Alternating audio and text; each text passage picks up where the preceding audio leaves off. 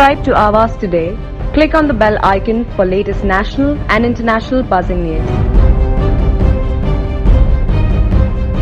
In a major victory for environmentalists, the High Court appointed committee has ordered the authorities to maintain all wetlands and transfer mangroves to the Forest Department. In the first meeting in 6 months, the committee has said CIDCO and other authorities had no business to sit on mangroves which are supposed to be maintained and protected by the Forest Department. The committee did not meet after March owing to COVID-triggered lockdown. The committee chaired by Konkan Divisional Commissioner Anna Sahib Misal also ordered the shifting of the urban garbage dump from Bori Pakadi to a new site. The committee asked CIDCO to cooperate in finalizing the site. Till then, the Uran Municipal Council has been asked not to damage any more mangroves. B.N. Kumar, director of Nat Connect Foundation, welcomed the decision. High court appointed mangrove committee का meeting कल संपन्न हुआ।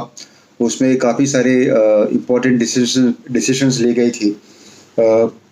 सबसे अहम मुद्दा यह है कि जिसको लेकर पर्यावरणवादी काफ़ी दिनों से परेशान थे और लगातार सरकार से और पर्यावरण डिपार्टमेंट और मैंग्रोव कमेटी, वेटलैंड कमेटी, इन सबके साथ में संपर्क में रहते हुए काफ़ी सारे मुद्दे उठाए थे, जैसे कि उरण के वेटलैंड्स को बचाना और ट्रेनिंग शिप चाणक्य और तालाबे वेटलैंड्स को बचाना और खास करके पांजे और तालाबे वेटलैंड्स को बर्ड सैंक्चुरीज करके डिक्लेयर करवाना, ये सब मुद्दों को लेकर काफ़ी दिनों से जो परेशान थे।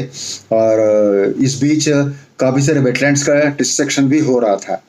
तो जैसे कि नए आयुक्त, कोंकण डिवीजन के नए आयुक्त आए थे अन्ना साहब मिसाल, उनको हमने आते बराबर एक स्वागत करते हुए एक चिट्ठी लिखी थी ये सारे मुद्दों को उठाते हुए, और उन्होंने हमें एश्योरेंस दिया था कि जब भी मैंग्रोव कमेटी की मीटिंग होगी उसमें यह उचित निर्णय लिया जाएगा।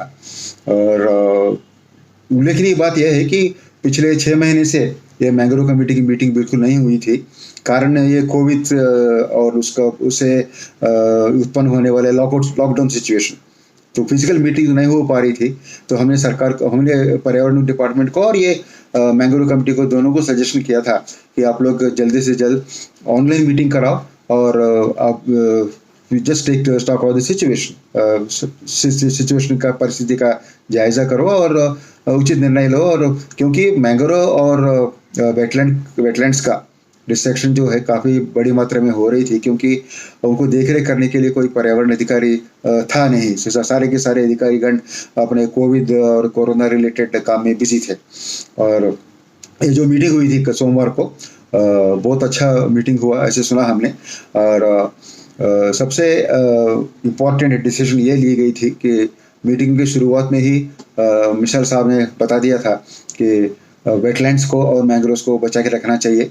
और पिछले हफ्ते सरकार की तरफ से भी एक डिसीजन लिया गया था कि जितने भी अनरिजर्व्ड मैंग्रोव्स है, जो मैंग्रोव्स फिलहाल विभिन्न जिलाधिकारी और लोकल प्लानर्स के हाथ में है, जैसे कि सिडको हो गया, रायगढ़ कलेक्टर हो गया, ठाणे कलेक्टर हो गया, उनके देखरेख में जितने भी मैंग्रोव्स है वो सारे के सारे मैंग्रोव्स को फॉरेस्ट डिपार्टमेंट को ट्रांसफ़र कर दे।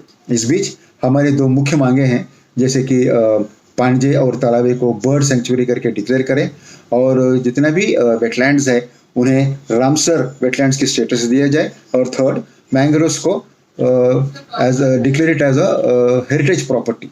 इसके ऊपर भी हमारे प्रयास चल रहे हैं।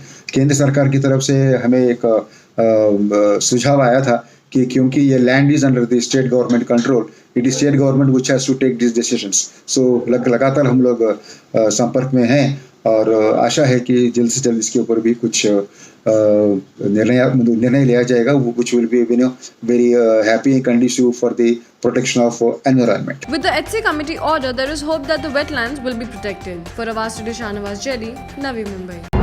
Subscribe to Avas today. Click on the bell icon for latest national and international buzzing news.